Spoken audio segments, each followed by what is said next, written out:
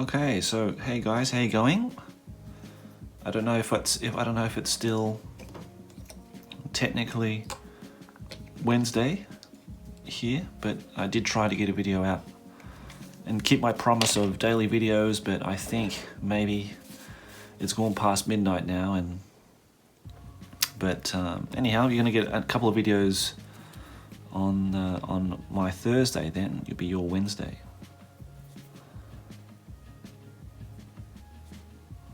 So I hope you guys are doing well.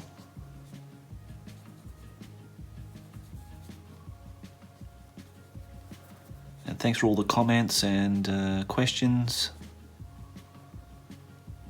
that have been coming in. Now I was going to try and remember what they were now. I think Diego commented that he liked the shoulder pad in the grey before, rather than the checks, and I can understand his point.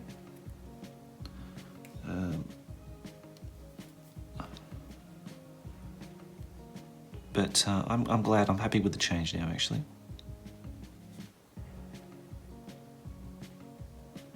I was going to do a very poor job of trying to put a skull, do this freehand skull here.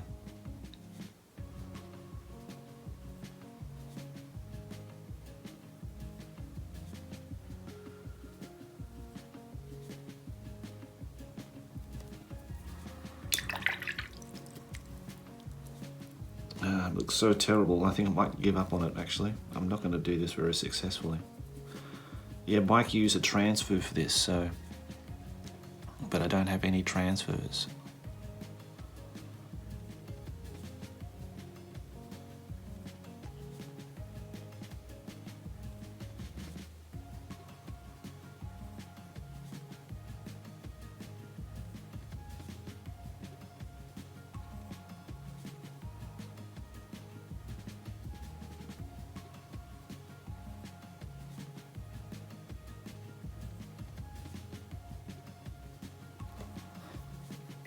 And I think Bruffer commented on the Black Orcs. He said, "Why did you change the shields?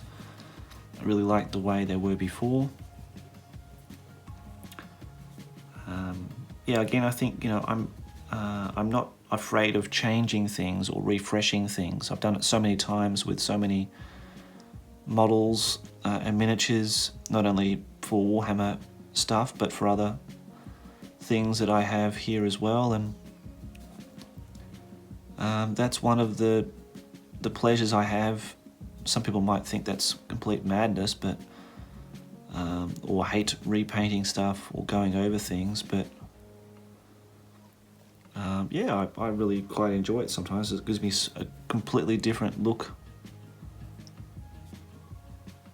of how I feel about things when I repaint it like that.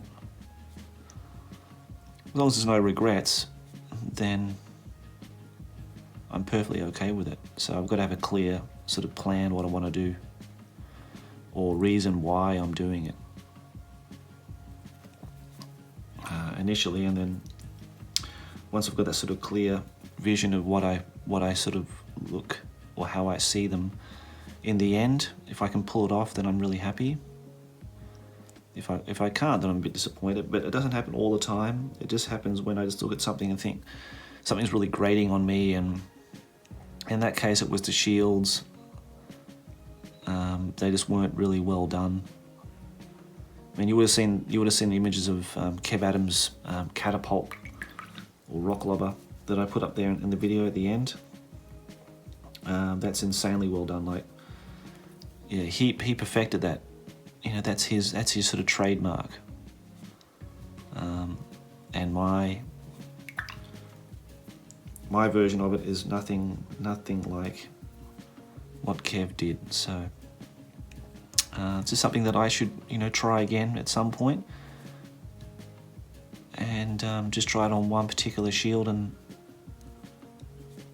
see if I can pull it off next time, you know. Yeah, also with the, I think with the Black Orcs now, with the yellow and the black theme running across them, with the especially with that black those black you know, flames against the yellow. I think it really, it sort of really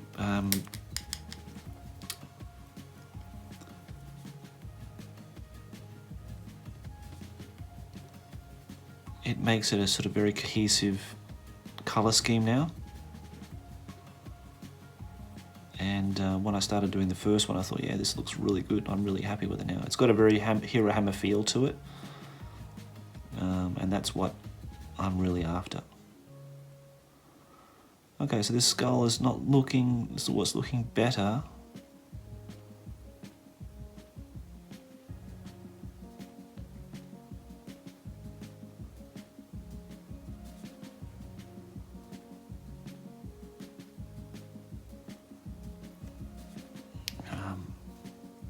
Well, I'm going to have to get used to doing all this kind of stuff, because when I get my Empire army, maybe sometime in 2021,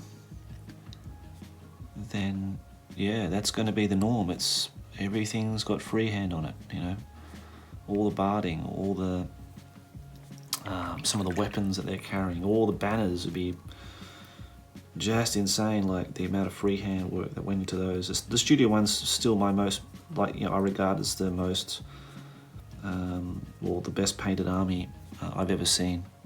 Hands down, it's the best.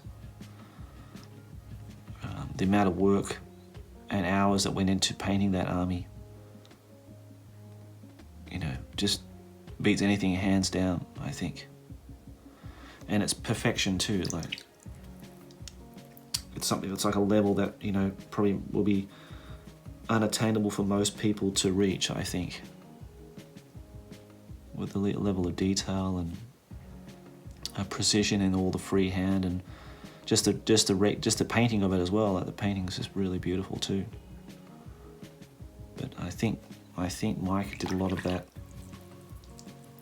himself, especially all the characters and the counts and elector counts and heroes and all those kind of characters. I think he did a lot of that.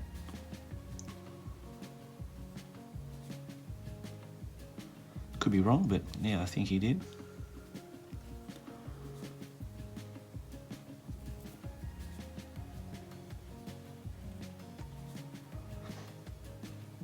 Now, if we've got time in this video, I want to go over doing the orc flesh tones, because Luke on the Hero Hammer forum, on the group page on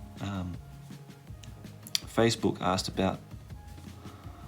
me about it, and asked the group about, you know, he wants to get like the same kind of color recipe as the 4th edition army book on the orc skin.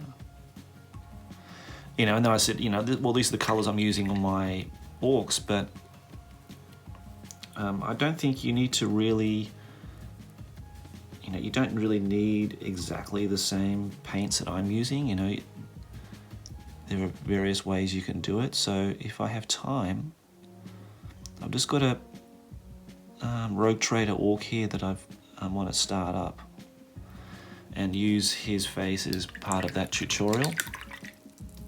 And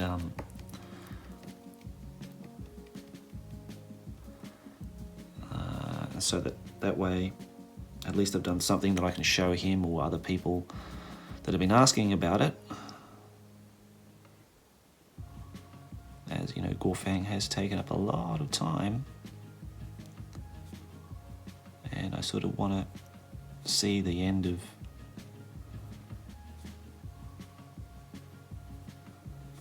our painting of Gorfang for the moment, because the shield needs to be done and the banner needs to be done, and I still need time to prepare for that, so that'll be done in a future video when I've got those things ready.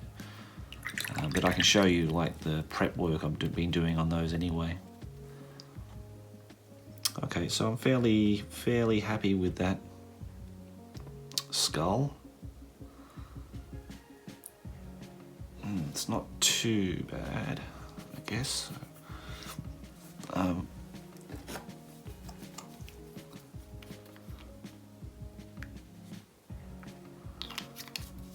Yeah, Mike put you know, two black wavy lines here across here, but I think with the colour of the metal, I'm gonna have to change it. I might change it to like a yellow or something. We could do it red as well, I guess, but does that look really crap? Um,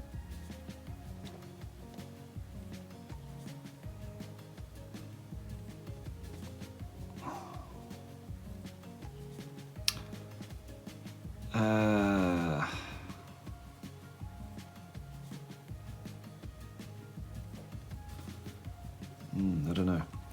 I don't know about that.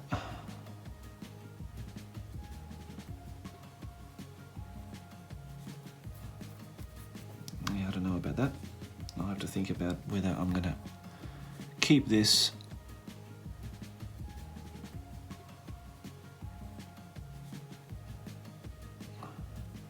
or ditch it.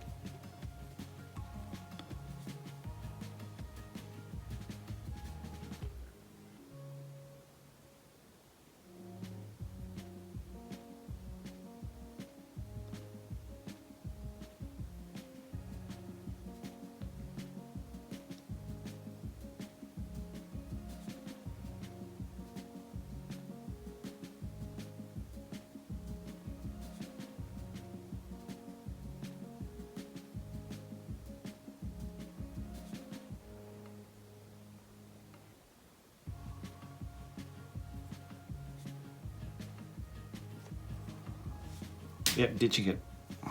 Looks bloody awful. Sorry guys. I can see why Mike used a transfer. He could have done it freehand himself. I know he could. He's that good, but he probably was just using transfers so that they could maybe boost sales in transfers or something like that. Probably they usually did that when the transfers were a thing back in the day. Yeah, that's going to leave a sort of imprint of a skull on that sword too, which is not good. Right, let me fix that in another time. At another time, I don't want to do it now. Just wasting too much time, and I can do that off camera, and I may have to actually go with the blade and scrape that off and repaint that part there.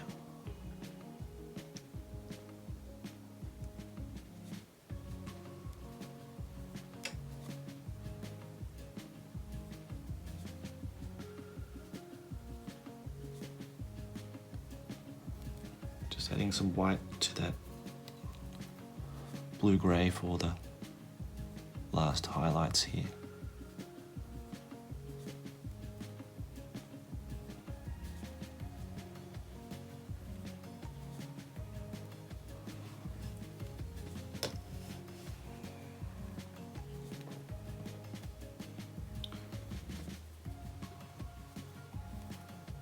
Just pick out those studs here. Like a mid-grey.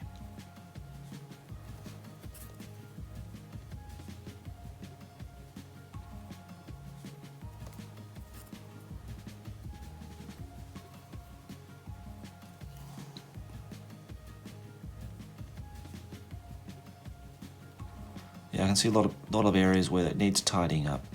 It does need tidying up. Yeah, it's still a bit rough.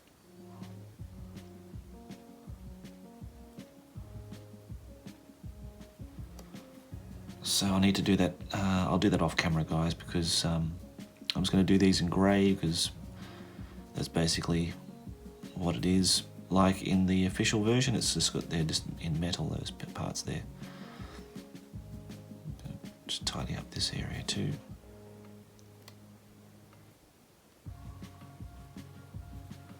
Got more of a highlight here.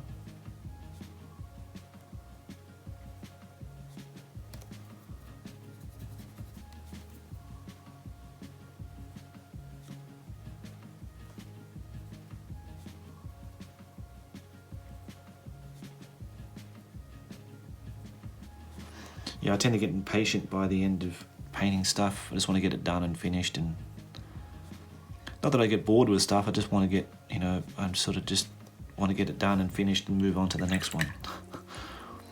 So it's it does look a bit sort of rushed and sketchy in places, but yeah, I can always come back and finish those. Yeah, you can still see that skull imprint there on the sword. So now, if I have to repair that, I'll show you how I do it. I just get a like a sculpting tool like this. It's got like a, you know, it's like a serrated blade on it. Not sharp, like it's not going to cut anything. It's just gonna, I'm just able to just rub that over where the paint was.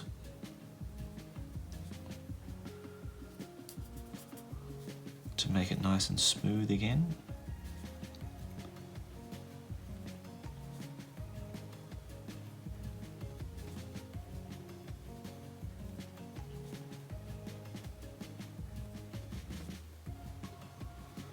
And I'm just going to have to do my own sort of my own design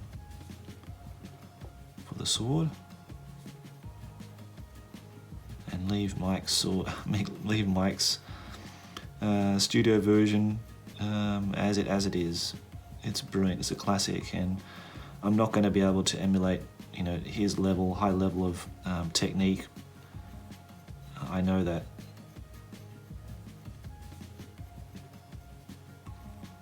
But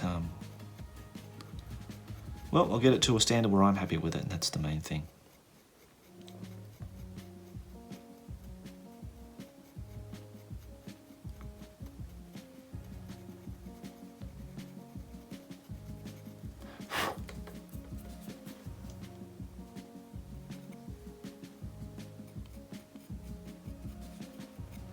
Okay, I think I've got most of that off.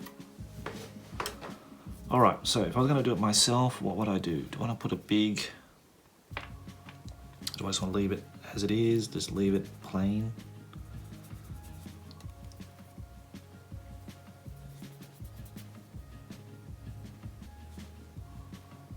Yeah, it's gone now. So it's taken that off. That top layer of paint off.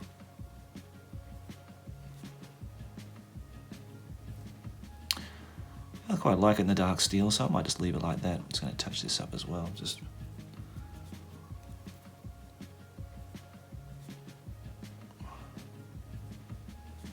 you know, if I change my mind, I think, oh yeah, well I can, you know, I've got a transfer, I can do it now, or you know, I feel more confident in going back and trying it again. Then I can always go back and do it, even after varnishing it. You know, you can still go over things and then just varnish straight over the top. That's fine, no problem at all.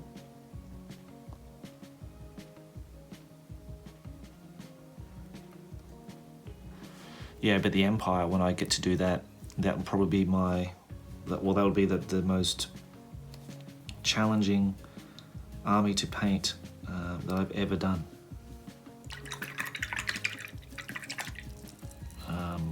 Yeah, I couldn't compare it to anything else for the level of, like the high level of detail, and just in the freehand and that kind of thing, it's going to be super, super challenging. So I'm going to go in with that white and blue-grey and just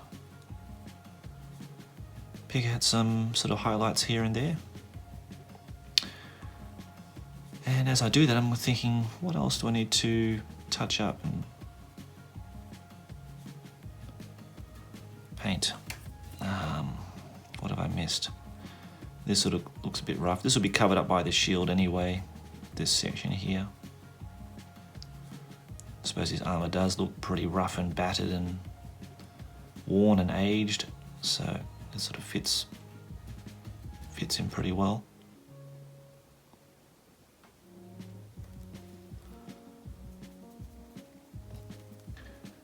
Yeah, and then someone asked me how to do the arm in like a really bright steel, in like non-metallic metals. That's actually quite difficult to do. I like the darker steel, just as like a personal preference. But if you want to do it like really light, shiny steel, like an Imperial Noble or something like that, or a Bretonian or something, yeah, that can be quite difficult to pull off. So we'll have to try that. I've got David's Empire Mordenheim warband here that's got a lot of classic models in it, so we'll get to have a look at those at some point. And I've got a really nice ogre in there, or a couple of ogres that I want to do for the channel too. They look amazing, and I'm really looking forward to painting those. And that'll be good. That'll be good. I might actually prep one up tomorrow actually, and that'll be good for like the flesh tones and that kind of thing as a painting tutorial study. And painting like a larger model, we got more larger, flatter areas to paint and that kind of thing. Yeah, Dan commented today as well about the freehand, and thanks Dan for that. I mean, it's not my greatest work by far, but and it will still need a lot more tidying up here. It's still really rough.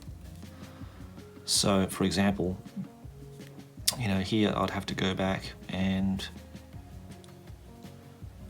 physically line in each one, so they're not perfectly straight, but as straight as I can get it. And I'm going to change this brush out too, because it's got a slightly hooked tip, and that's sort of as I run the brush over, it's sort of pulling the paint on an angle. So I'll need to change that.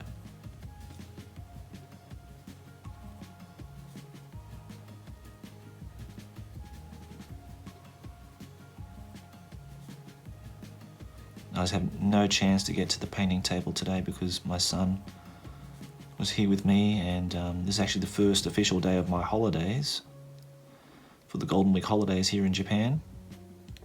And so he stayed home with me, and I'm just absolutely buggered after that. So, but tomorrow I'm sending him to his nursery school, because I need to do a lot of stuff here at home, not only hobby related stuff, but I've got other things I need to do. So that'll give me more time tomorrow morning to do another video, which would be good.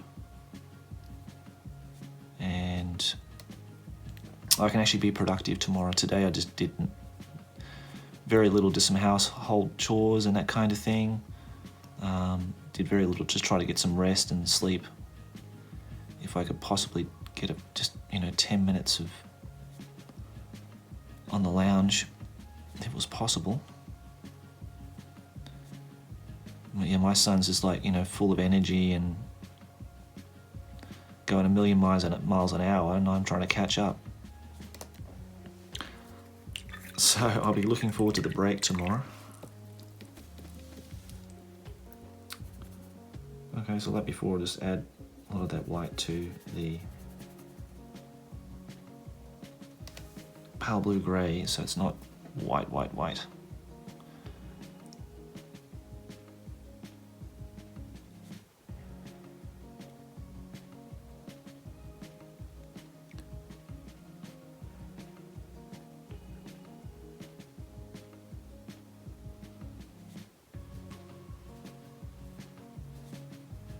And if the corners don't meet, well, it's not like a massive thing. Mine really do.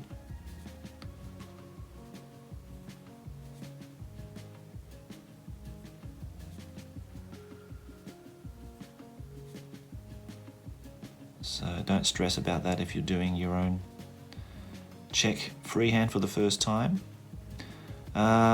Yeah, so Dan was commenting that he uses a pencil to line in where he's going to do his freehand for his Bretonian models, which is a good idea. He's got an awful lot of heraldry, and he needs to paint on his barding on his horses and that kind of thing. So yeah, that's good. You can even use like a technical pen. Yeah, the ones they use for drafting, draftsman pen, like a technical pen that you use. I use for making banners and that kind of thing. You could use that if you're more comfortable using a pen to outline all the black parts. The black ink, you might be able to see it, as in when it dries, it looks different from the acrylic paint. But that's one option if you just want to line in things and you find just doing it by brush is way too difficult.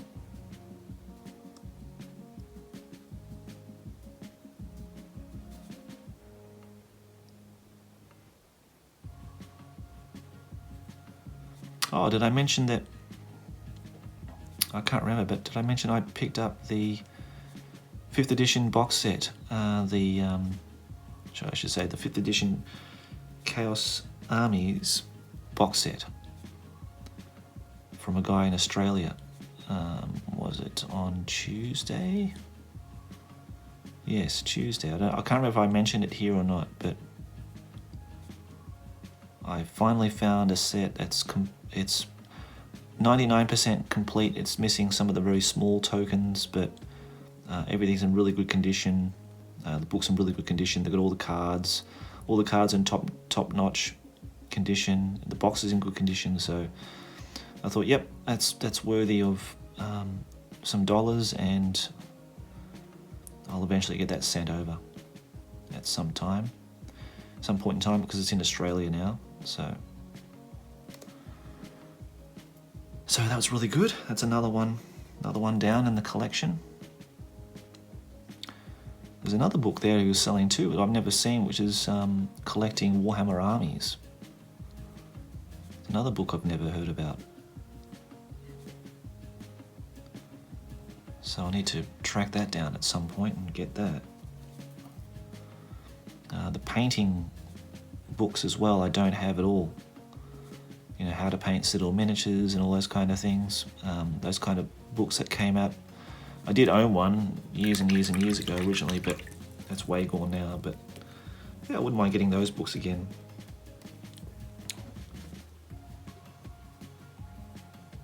At some point. Yeah, getting all the army books and all that was quite important for me.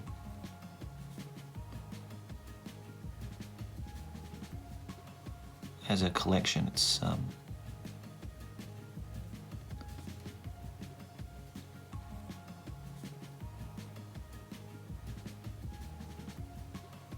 redo that. Yeah, because that'd be cool just to have all the army books that I can just pull up at any point, have a look through, even if I don't collect the army as such or have any models for the army. Be nice just for reference materials and just for the history side of things. So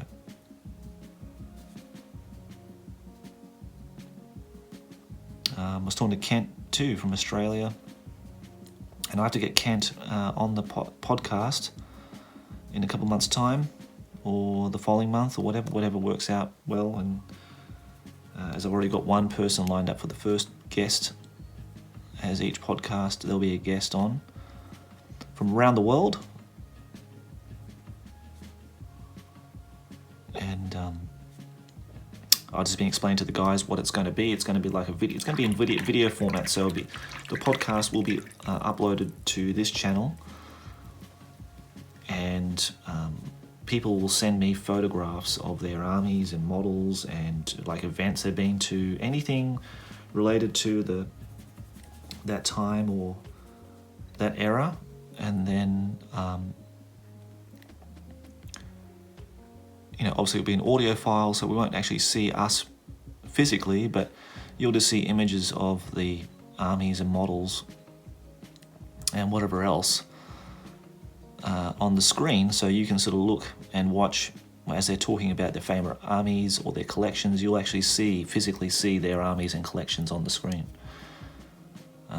So if you want to be part of this podcast experience that I'm sort of dipping my toes into, I've never done a podcast before, but hopefully it's just a good experience, and that we can sort of grow the community, make the community bigger, but feel more connected, I guess, through the podcast. That's the main sort of reason why I'm doing it. And you might find somebody in your area that you think, oh wow, that guy's actually living in my city or whatever, and I never knew that, and he plays 5th edition fantasy or 2nd edition 40k, or he plays some like Mana War or something like that. Oh cool, I never knew that, I'll need to get in touch with him, kind of thing.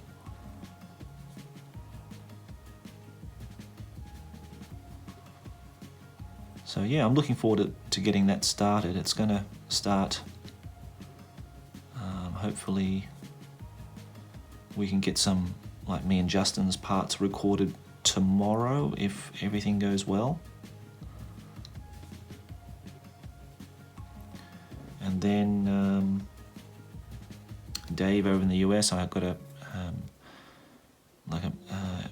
conference meeting with him, like as in like doing the audio with him over the weekend. Then hopefully we can get the podcast up and out to you guys by early next week. That's the plan anyway. We'll just see how it comes together. We can't really promise anything at this stage, but at least Dave Lister, he did the logo for me. Did a sterling job, like such a great job. Like I couldn't imagine anything better than that. It's just so cool. He's really captured the imagery in the typography and the graphic style. So yeah, thanks again, Dave, if you're listening for that. But I'll thank him again when I get to talk to him on the weekend, of course. But Dave's going to talk about his Wood Elf army, I think. He's also part of this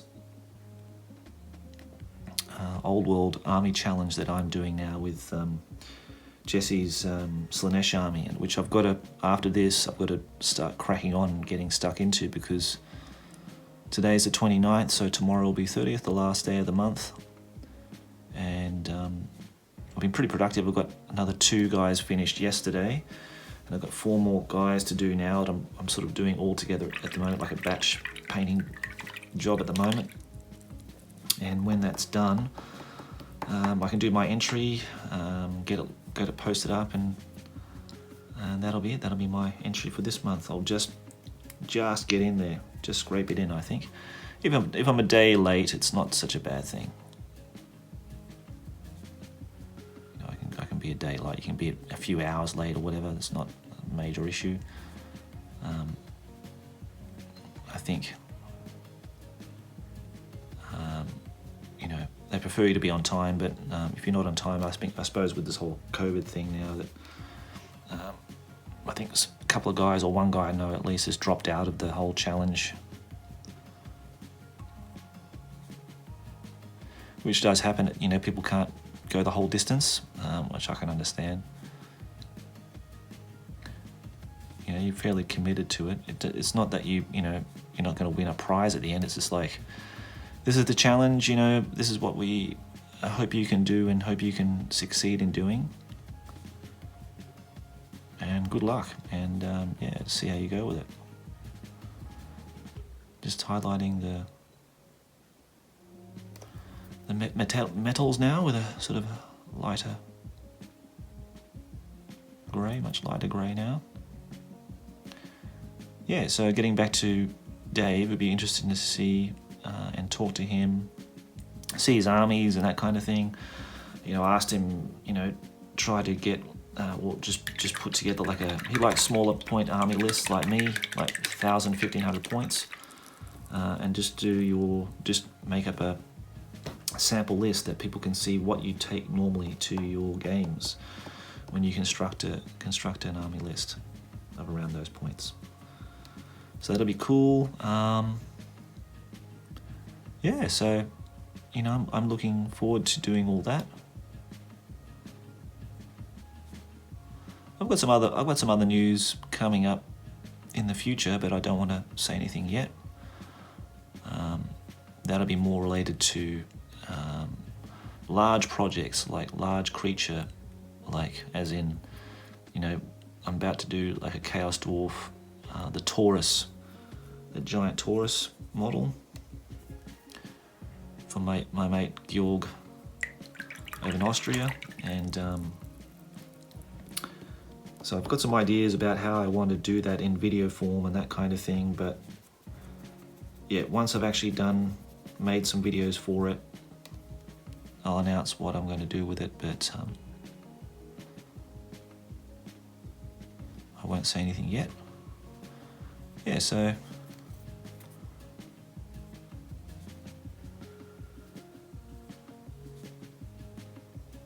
everything's moving along quite well. It's still a bit rough there actually. Some dark grey under here.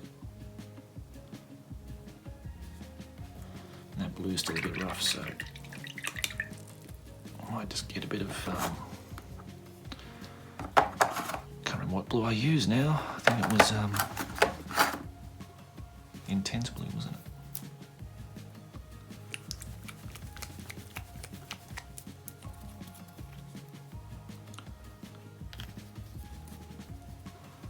I should have put it over there actually, but never mind.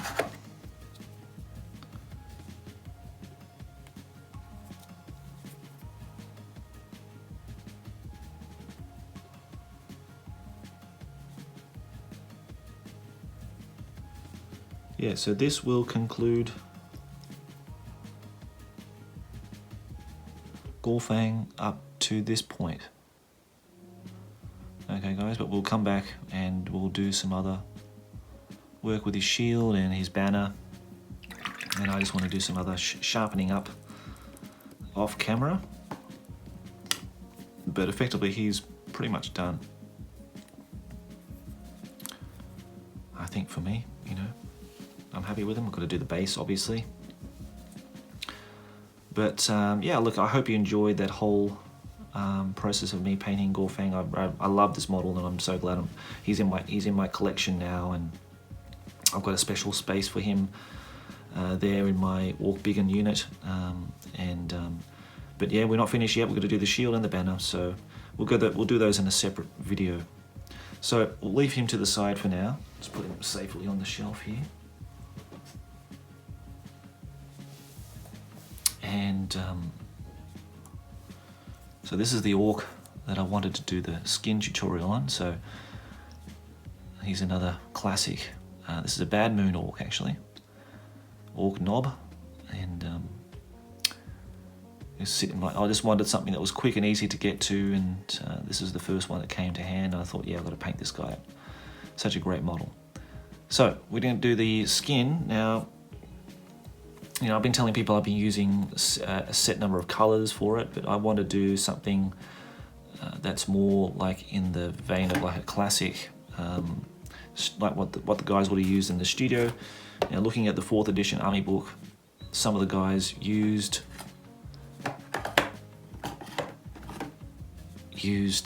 more yellow in their greens, in the skin tones, and some didn't. So you got all different various shades that you can use. So one recipe may be good for somebody, and maybe other people like adding or subtracting different hues in their color mix. So I'm just putting like a Dark Angel's green effectively. Okay, so looking at Citadel colors, this is actual Goblin green that I'm putting here. Okay, that's Vallejo color, Vallejo model color.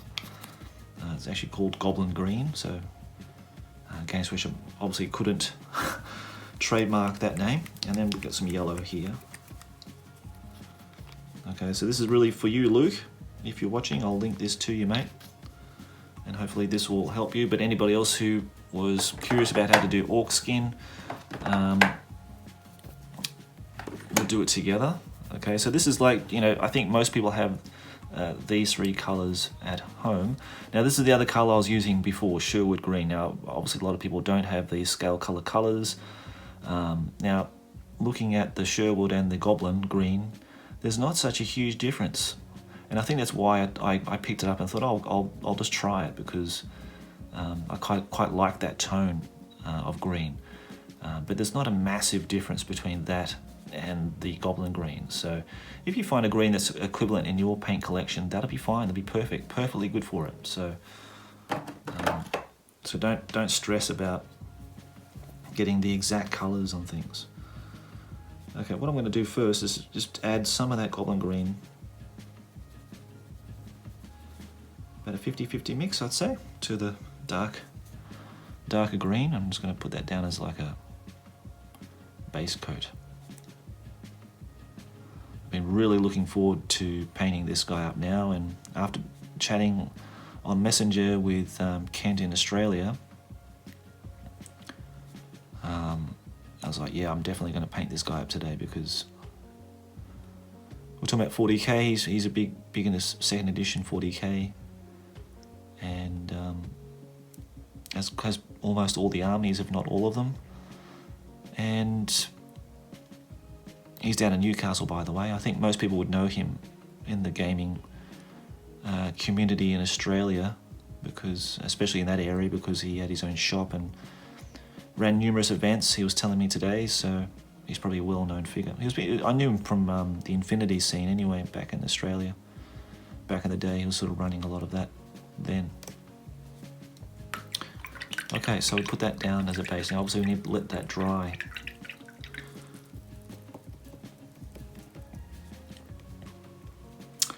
So he's a bad moon, yeah? So we're going to obviously use a lot of yellows for this guy.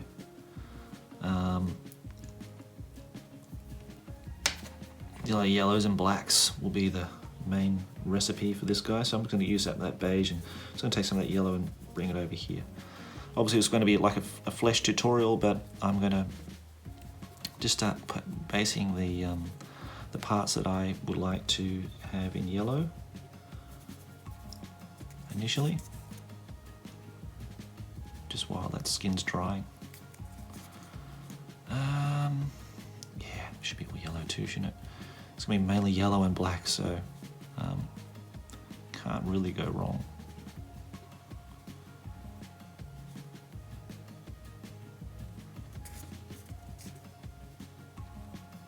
This might be yellow as well, it might be black. That's okay, if it's black it's easy to go over.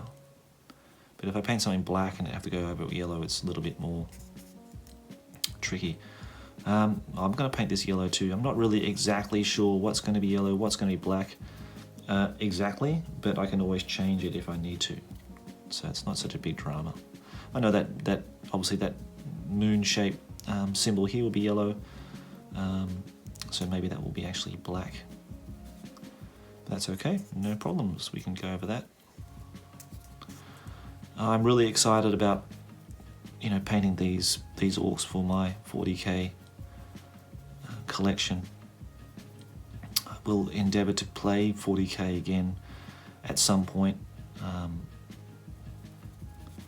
Not in the near future, because obviously I don't have an army painted, and obviously I need someone to play against. I do have two armies. I've got a Space Wolf army and the orcs, and they're the two armies. I think squats would be the third choice, I think, for me, and possibly Eldar as well. They're probably the only four factions I'm really keen on doing. Each faction has their own sort of unique, cool models, but orcs would be number one, would top that list for me. The Space Wolves I really like as a faction. I think all the marine factions, apart from, well, Ultramarines are nice because I like blue as a colour, so painting blue is nice for me. But as an actual chapter, it doesn't really excite me that much. And my tea's gone cold, so that's a shame. I'll have to make another one after this. We're about 48 minutes into this one, so We may not even get to finish the skin tutorial, but I will try. So just using that same, there's a bit of something in there. I just go over it again with more goblin green, basically.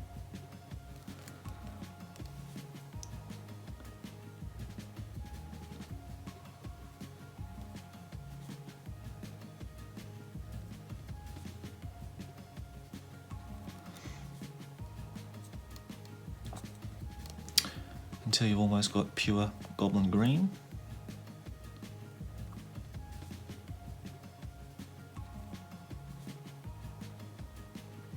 Now I'm going to keep all the bottom lips green. I'm not going to change them.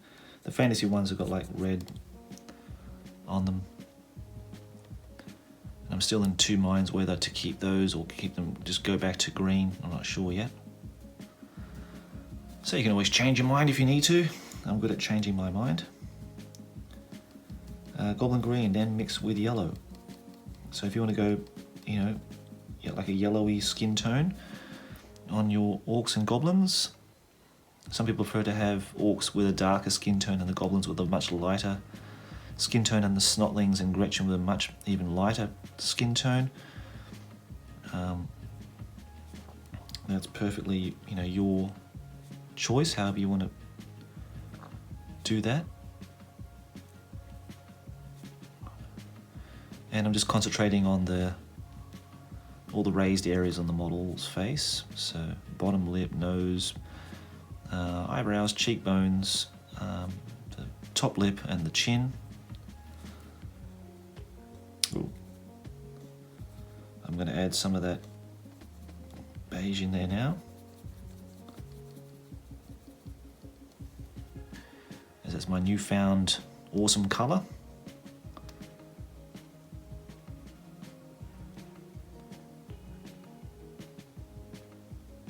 Sort of just pick out the sort of sketch in, actually, I should say. Probably a better way of putting it. Sketching in that, then going back with the goblin green yellow mix.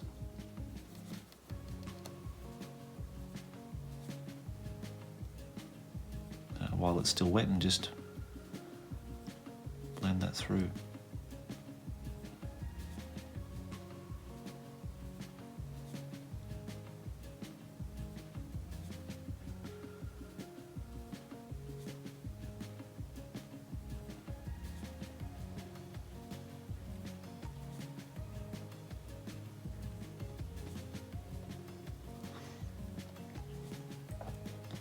Now, going back for like a mid-tone, I'm just going to blend back.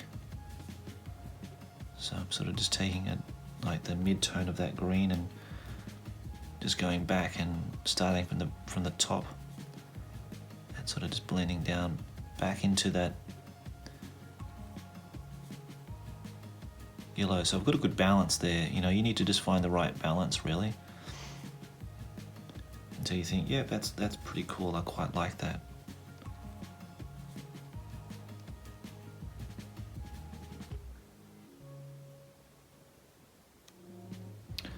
There's also for Jun too, because Jun was asking about the skin tone, so I finally got around to it.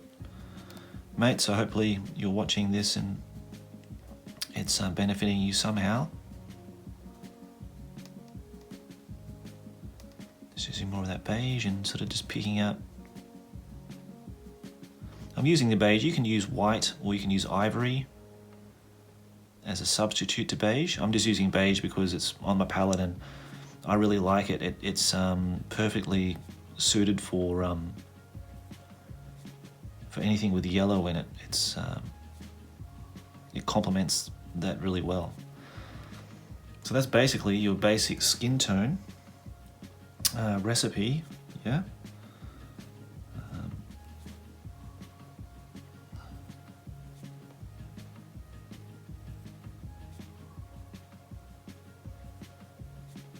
And you know, you can keep going and highlighting more and more if you wanted to, or you can just keep it as sort of like a fairly sort of average sort of skin blend, and you don't have to accentuate all the features all that much. I'm just taking some ivory. Again, I'm refraining from using white. I don't want to use white. Even though the guys in the studio probably use white or bone, they would have used bleached bone or something, I'd say. But some of the guys just use white. Give it kind of a, white can give it more of a starchy sort of look to the colours, and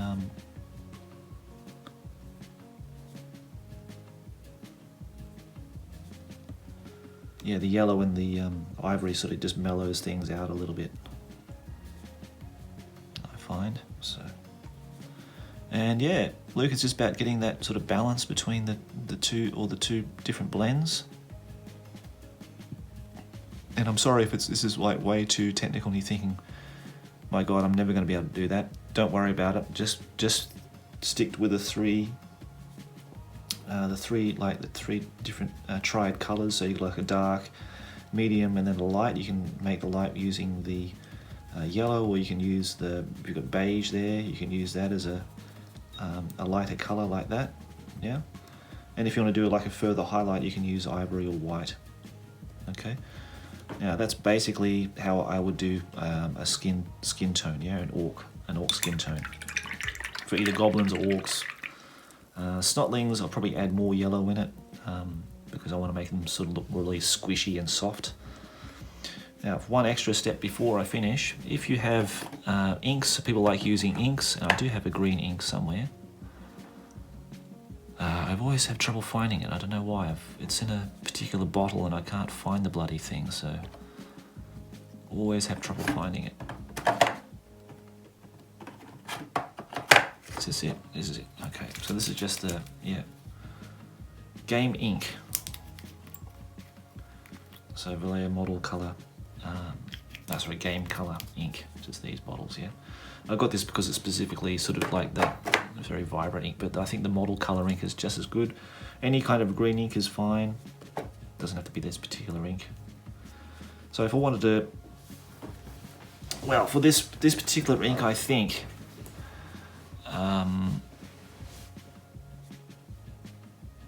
it's probably different from it would be different from the model color one, I'd say, because this one's got, they're more vibrant, those colors, yeah. And I'm just gonna run that into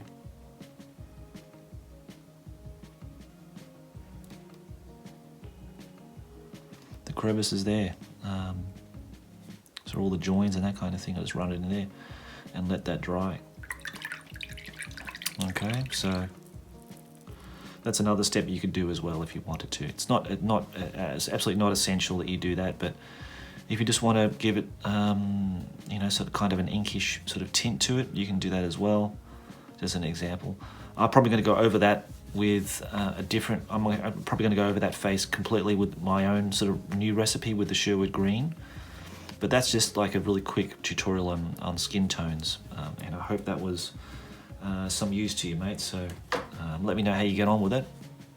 Or if people got any feedback on how they do their own skin tones, let me know. And the more information we can put out there for people to help them with their painting, the better. So yeah, if you've got your own sort of special recipe that you want to share with us, please do that. Do that here. Do that on the Facebook groups or in your own forums or whatever. Yeah, because it's always sort of a topic that comes up every now and again. So yeah, hopefully that was useful to you guys. I think I'm going to end it there. I'm pretty busy with this Old World Army challenge now, so I've really got to get on with that, even though I'd want to paint some other stuff. I want to paint this guy for sure, but yeah, I've got to get that done first before the deadline approaches. So I'll leave you some photos that I found on Facebook today in the Battle Masters group. I didn't realize it was a Battle Masters group, and me and Justin were talking about that the other day. That was like his first game he ever played, like a miniature game. So I thought I'll show you the fully painted models, like the complete set's been painted by this guy. I think he's also Spanish. I've got a lot of Spanish people on my channel too, which is great. So it's nice that you know, it's so far-reaching, and so I hope to meet my Spanish friends one day. But yeah, enjoy those photos, and I'll see you in the next one, guys. I'll see you tomorrow. Okay, bye.